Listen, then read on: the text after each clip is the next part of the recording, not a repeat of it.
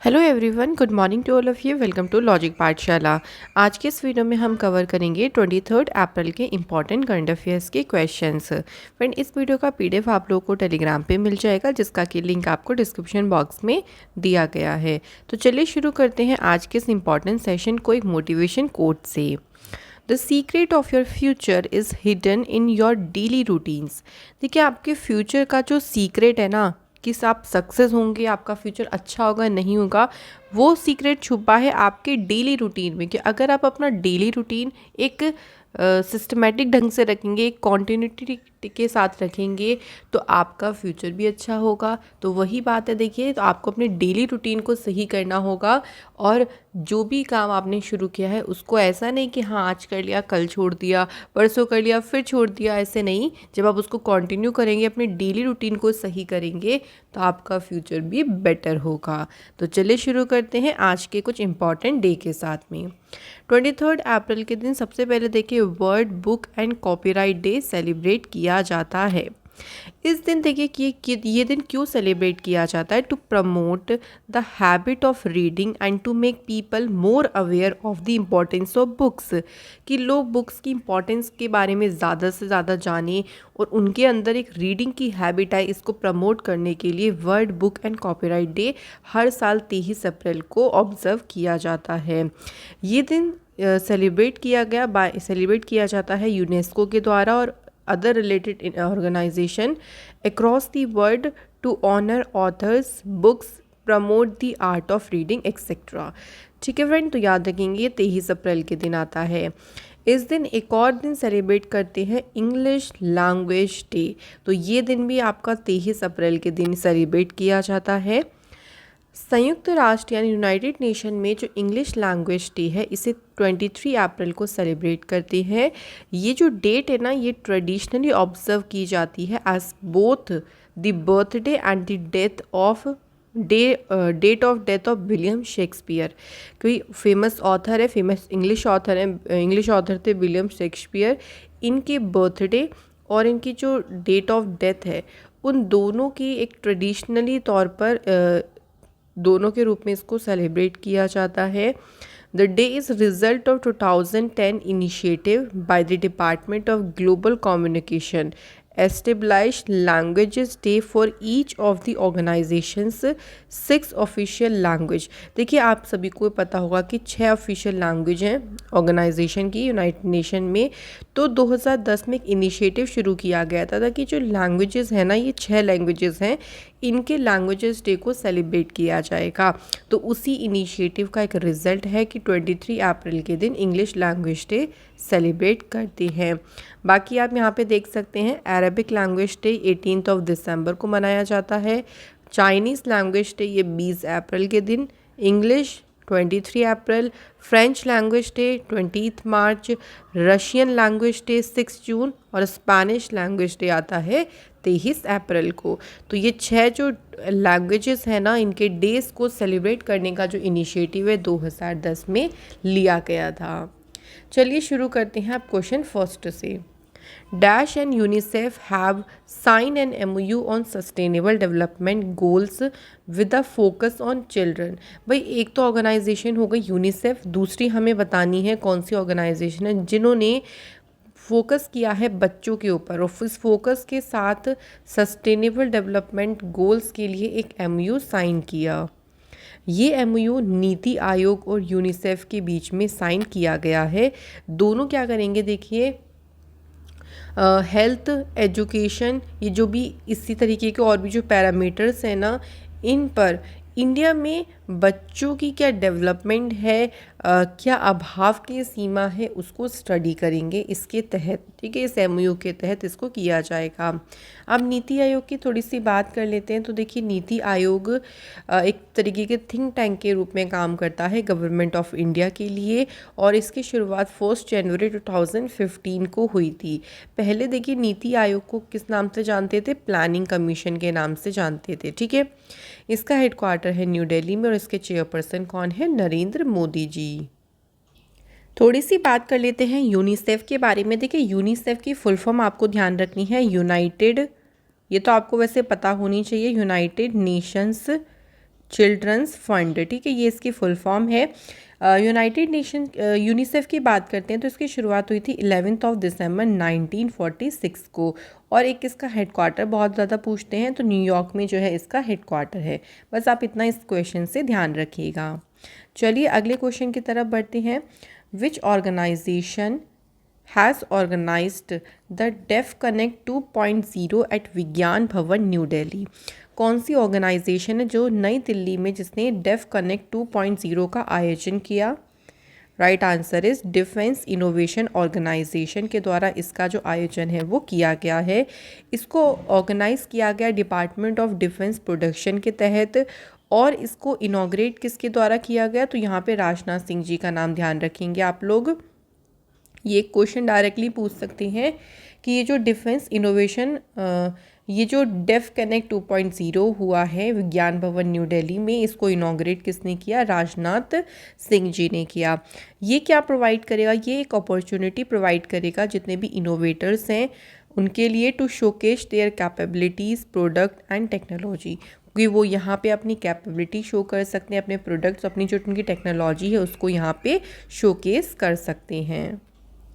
अगला क्वेश्चन है, कौन सी आईआईटी है जिसने पार्टनरशिप करी, जिसने भागीदारी ली है बिनेंस के साथ में या बाइनेंस के साथ में, जो कि crypto exchange and blockchain platform है, टू इशू NFT टिकट्स। भाई NFT टिकट्स को इशू करने के लिए कौन से आईआईटी ने बाइनेंस के साथ में पार्टनरशिप करी है?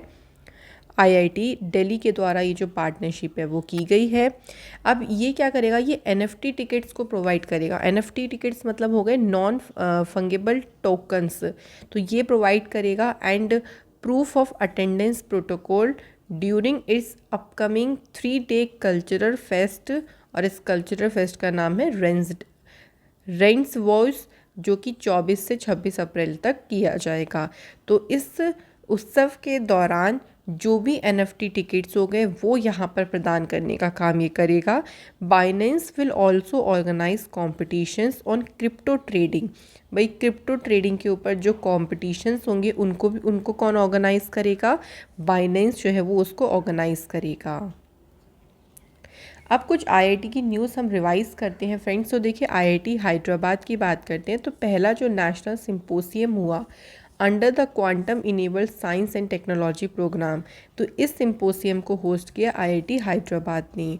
इंडिया का जो पहला indigenously develop polycentric prosthetic knee, जिसका नाम रखा गया कदम, इसे लॉन्च आईआईटी मद्रास ने किया। और आईआईटी मद्रास ने सेट करेगा एक ब्रेन रिसर्च सेंटर, जितने भी फ्यूचर में ब्रेन रिलेटेड जो भी रिसर्च प्रोजेक्ट होंगे उसमें इस सेंटर से काफ़ी ज़्यादा मदद मिलेगी। अगला क्वेश्चन है देखिए हमारा next question, world largest electric three wheeler making plant will set up in which state? भाई ये दुनिया का सबसे बड़ा इलेक्ट्रिक 3-व्हीलर बनाने वाला प्लांट होगा। मतलब इसमें जो इलेक्ट्रिक व्हीकल्स होंगे ना 3-व्हीलर वाले, वो इस प्लांट में बनाए जाएंगे। और ये किस राज्य में स्थापित किया जाएगा? तो राइट आंसर इज तेलंगाना। तो इसे तेलंगाना में सेटअप किया जाएगा। अब ये जो प्लांट है इसको 2 फेज़ में बिल्टअप किया जाएगा। टोटल 200 एकड़ के एरिया में इसको बनाया जाएगा। पहले फेज़ में देखिए 13.5 एकड़ पर जो है 18,000 इलेक्ट्रिक व्हीकल की कैपेसिटी की, एक साल में 18,000 इलेक्ट्रिक व्हीकल बना सके, इस कैपेसिटी के साथ पहले फेज़ में 13.5 एकड़ में इसको बनाएंगे और इसको 2023 में शुरू कर देंगे। इसके बाद जो लार्जर फैसिलिटी होगी ना 200 एकड़ की, उसको 2024 तक शुरू किया जाएगा और वो एक साल में अराउंड 2,40,000 इलेक्ट्रिक व्हीकल्स को प्रोड्यूस कर पाएगा। तो इस तरीके से इस पूरे प्लांट को 2 फेज़ में सेटअप करेंगे। तेलंगाना की कैपिटल है हैदराबाद। यहाँ पे चीफ मिनिस्टर हैं के चंद्रशेखर राव और गवर्नर हैं तमिलसई सौंदरराजन। अगला क्वेश्चन है, which state enter into MOU with Netherlands for the Cosmos Malabaricus project? तो इस प्रोजेक्ट के लिए देखिए हमें बताना है कि कौन सी स्टेट ने नीदरलैंड के साथ में एक MOU साइन किया। स्टेट कौन सी हो जाएगी? Kerala is the right answer. तो केरल के द्वारा ये MOU साइन किया गया है। अब इस ये जो प्रोजेक्ट है ना कॉस्मोस मेलाबेरिकस प्रोजेक्ट, इसका मेन उद्देश्य है 18th सेंचुरी के जो डच डॉक्यूमेंट्स हैं उनका यूज़ करके केरल की हिस्ट्री के बारे में और ज़्यादा फर्दर उसके बारे में जानना कि उस टाइम पे क्या हुआ था, क्या क्या चीज़ें हुई थी, तो एकदम एक्यूरेट इन्फॉर्मेशन लेके आना। तो ये इस प्रोजेक्ट का मेन पर्पस है जिसके लिए केरल गवर्नमेंट ने नीदरलैंड के साथ में ये MOU साइन किया। ये MOU देखिए दो के बीच में साइन हुआ है, तो केरल की तरफ से कौन थे इसमें, चीफ मिनिस्टर पिनराई विजयन, और वहीं अगर हम नीदरलैंड की बात करते हैं तो डच जो एम्बेसडर हैं भारत में मार्टिन वैन डेक वर्ग, इन दोनों की प्रेजेंस में इस MOU को साइन किया गया। अब फ्रेंड बात करते हैं केरल राज्य की। तो आप यहाँ देख सकते हैं मैप में इस तरीके से थोड़ी लोकेशन है केरल स्टेट की, और लोकसभा सीट है 20, राज्यसभा सीट है यहाँ पे 9। केरल में इंपॉर्टेंट नेशनल पार्क है अनाईमुड़ी शोला नेशनल पार्क, इरेविकुलम, इसके अलावा देखिए पेरियार काफ़ी पूछते हैं, साइलेंट वैली बहुत ज़्यादा पूछते हैं, और डैम्स में सबसे ज़्यादा पूछते हैं इडुक्की डैम जो कि है पेरियार रिवर पर। थोड़ा सा मैप के बारे में अगर देखते हैं केरल की, तो आप यहाँ पे लोकेशन देख पाएंगे इस तरीके से केरल की लोकेशन है, जिसका बॉर्डर एक तो कर्नाटक के साथ लग रहा है और एक इधर लग रहा है तमिलनाडु के साथ में। और केरल की अगर हम यहाँ बात करें तो ये कौन सा सी है, ये है अरेबियन सी। नीचे आपको कौन सा ओशन मिलेगा, इंडियन ओशन मिलेगा। तो थोड़ी सी आपको ना इंडिया के मैप की लोकेशन तो एग्जैक्ट याद होनी चाहिए। केरल से कुछ करंट अफेयर्स की बात करते हैं तो देखिए केरल हाई कोर्ट इंडिया का पहला पेपरलेस हाई कोर्ट बना। केरल टूरिज्म के द्वारा स्ट्रीट प्रोजेक्ट शुरू किया गया। केरल की पुलिस ने पिंक प्रोटेक्शन प्रोजेक्ट शुरू किया वुमेंस की सेफ्टी के लिए। और केरल में पेरम्बिकुलम विलेज है जो कि केरल का पहला बुक विलेज बना। यहाँ पे नॉलेज इकोनॉमी मिशन शुरू किया गया और केरल ने न्यू स्मार्ट किचन स्कीम को भी स्टार्ट किया। अगला क्वेश्चन है in Karnataka which airport is named after former chief minister BS Yediyurappa. Karnataka में कौन सा एयरपोर्ट है जिसका नाम यहाँ के पूर्व मुख्यमंत्री BS येदियुरप्पा के नाम पर रखा गया है। एयरपोर्ट का नाम है शिवामोगा एयरपोर्ट। तो इस एयरपोर्ट का नाम BS येदियुरप्पा जी के नाम पर रखा गया है। ये जो एयरपोर्ट है विद इंटरनेशनल स्टैंडर्ड फैसिलिटी के साथ में इनॉग्रेट हो जाएगा दिसंबर 2022 में। और ये जो प्रोजेक्ट है has been taken up under the Udan programme के तहत इसको किया जा रहा है। It will have the second longest runway in Kerala after Kempegowda international airport in Bengaluru. तो पहला जो सबसे जिसका लॉन्गेस्ट रनवे है ना कर्नाटक में वो है कैंपेगोड़ा इंटरनेशनल एयरपोर्ट, और उसके बाद जो सबसे लंबा रनवे है वो इसी एयरपोर्ट का है जिसका नाम former chief minister BS Yediyurappa ji के नाम पर रखा जाएगा। ठीक है, अब बात आती है कर्नाटक की। तो केरल के ऊपर ही कौन सा स्टेट है, देखिए ये है कर्नाटक स्टेट, जहाँ के CM है इस टाइम पे बसवराज बोमई, गवर्नर हैं Thawar Chand Gehlot, number of district 31, Lok Sabha seat 28, Rajya Sabha seat हैं 12। इम्पॉर्टेंट नेशनल पार्क अंशी, बांदीपुर, बानेरघट्टा, कुंद्रेमुख, राजीव गांधी, या जिसे हम कहेंगे नागरहोल नेशनल पार्क, ये सब इम्पॉर्टेंट है। डैम्स में एक ध्यान रखो अलमाटी डैम, ये कृष्णा रिवर पे है। तुंगभद्रा डैम भी पूछा जाता है काफ़ी बार कि कौन सी स्टेट में है, तो ये भी कर्नाटक राज्य में है। अगला क्वेश्चन है हमारा which of the following bank has announced the launch of Fincluvation. तो कौन से बैंक ने फिनक्लिबेशन शुरू करने की घोषणा की है।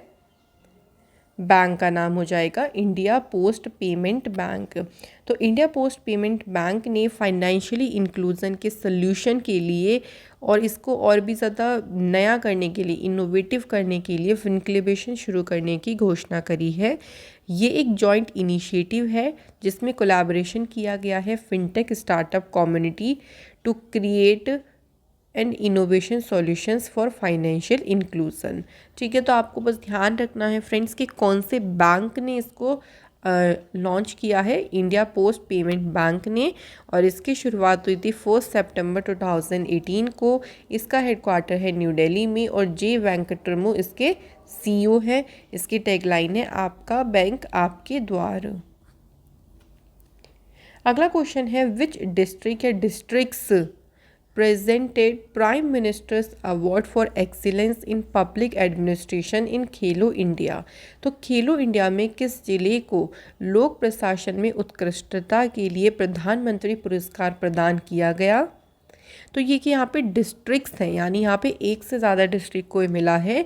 तो सबसे पहला डिस्ट्रिक्ट है बिष्णुपुर, और ये डिस्ट्रिक्ट कहाँ पे कौन से स्टेट में है, तो ये भी हमें याद होना चाहिए, मणिपुर में। दूसरा डिस्ट्रिक्ट है चुरू, ये डिस्ट्रिक्ट कौन से स्टेट में है, तो ये है राजस्थान में। ठीक है फ्रेंड, दोनों ध्यान रखेंगे। तो इसलिए हमारा आंसर हो जाएगा option number D, both A and B are the correct answer.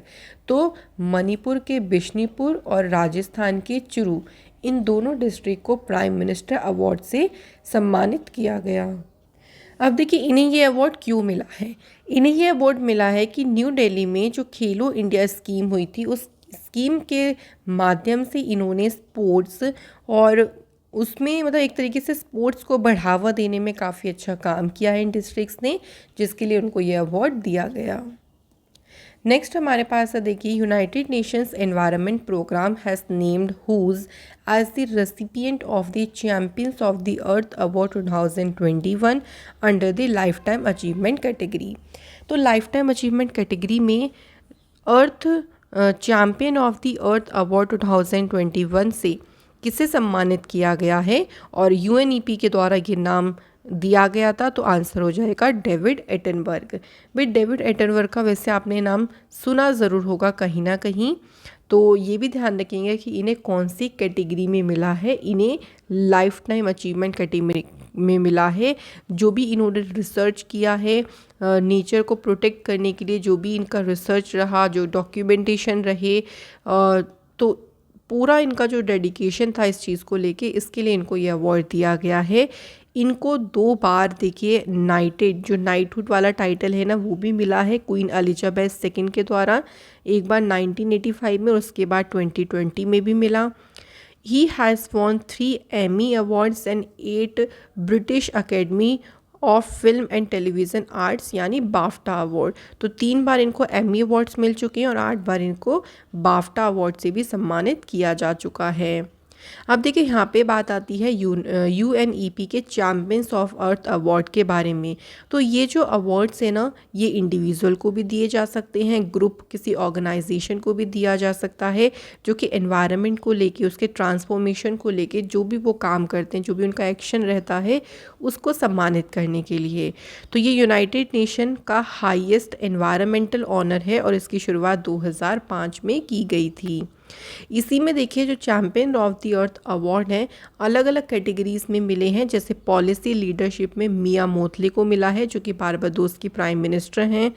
Second category है इंस्पिरेशन एंड एक्शन, ये मिला है Sea Women of Melanesia. Next science and innovation category, doctor Gladys Kalema Zikusoka, जो कि फाउंडर एंड सीईओ हैं conversation through public health Uganda के। इसके अलावा फोर्थ कैटेगरी है एंटरप्रेन्योरियल विज़न, ये मिला है मारिया कोलिंस्की कोवा को। ठीक है फ्रेंड, तो यहाँ पे आपके लिए सबसे ज़्यादा इंपॉर्टेंट एक तो मिया मोतले वाला पूछ सकते हैं और एक डेविड एटनबर्ग वाला, तो ये 2 तो आप लोग ज़रूर ध्यान रखें। रिसेंट अवार्ड की बात करते हैं तो देखिए इंडसलैंड बैंक ने अभी सेलेंट मॉडल बैंक का अवार्ड जीता। फाल्गुनी नायर, इनको entrepreneur of the year award से सम्मानित किया गया। प्राइम मिनिस्टर मोदी जी को पहला लता दीनानाथ मंगेशकर पुरस्कार है, इससे सम्मानित किया गया। एंड असम के जो पोएट हैं नीलमणि फुकन, इनको 56 नंबर का ज्ञानपीठ पुरस्कार दिया गया। अगला क्वेश्चन है who has been appointed as a chief secretary of Delhi. तो दिल्ली के मुख्य सचिव के रूप में किसे नियुक्त किया गया है? Answer is Naresh Kumar is the right answer. तो नरेश कुमार ये आईएएस ऑफिसर है 1987 बैच के और अरुणाचल प्रदेश से शिफ्ट हुए हैं। मतलब इससे पहले ये अरुणाचल प्रदेश में चीफ सेक्रेटरी पद पे काम कर रहे थे और अब ये दिल्ली के चीफ सेक्रेटरी अपॉइंट किए गए हैं। अपॉइंटमेंट की बात आती है तो देखिए जसलीन कोहली ये डिजिट इंश्योरेंस की एमडी और सीईओ बनी। नेक्स्ट देखिए नाम है India pulses and grain association के द्वारा बिमल कोठारी को चेयरमैन पद के लिए अपॉइंट किया गया। इसके अलावा लेफ्टिनेंट जनरल मनोज पांडे ये इंडिया के next chief of army staff बने हैं।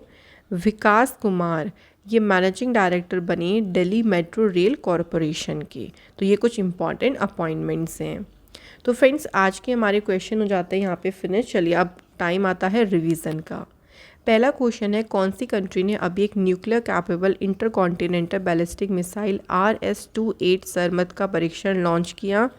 कंट्री कौन सी है? रशिया। नेक्स्ट है, who recently launched the national conference on agriculture for the kharif campaign? तो इसका शुभारंभ किया है नरेंद्र सिंह तोमर जी ने। कौन से राज्य की कैबिनेट ने जर्नलिस्ट के लिए इंश्योरेंस स्कीम को मंजूरी दी है? सही आंसर हो जाएगा त्रिपुरा। इसके बाद देखिए, भारत का जो पहला ग्रीन हाइड्रोजन प्लांट है, इसे कौन से राज्य में इसको कमीशन किया गया है? तो राइट आंसर हो जाएगा यहाँ पे Assam is the correct answer.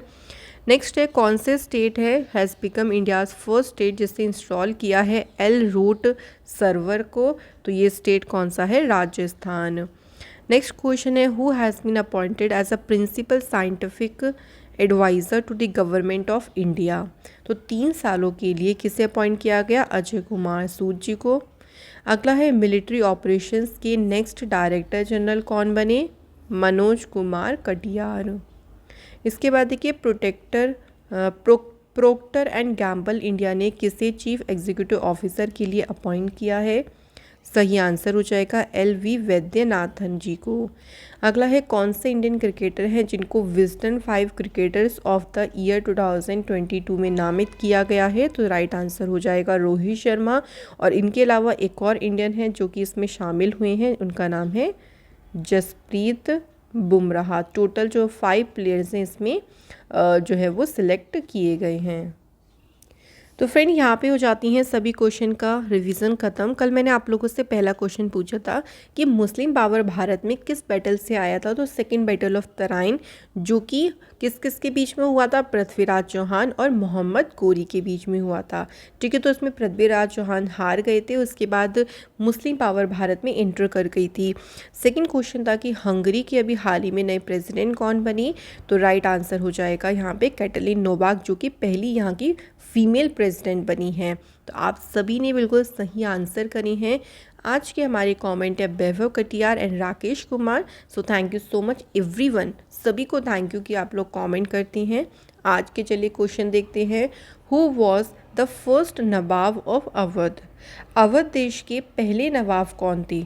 Awadh के पहले नवाब कौन थे? First question. सेकंड क्वेश्चन है, in which language were the Mughal court chronicles written? भाई मुगल दरबार का जो इतिहास है वो किस भाषा में लिखा गया था? तो ये 2 क्वेश्चन आप लोग मुझे जल्दी से अभी कमेंट करके बता दीजिए। एंड प्लीज़ गाइस अपनी तैयारी को बहुत अच्छे से करते रहिएगा, क्योंकि जो कंटिन्यू एग्ज़ाम चल रहे हैं काफ़ी इंपॉर्टेंट है आपके फ्यूचर के लिए। तो अच्छे से पढ़ाई करते रहें, मेहनत करते रहें। Thank you so much for watching this video.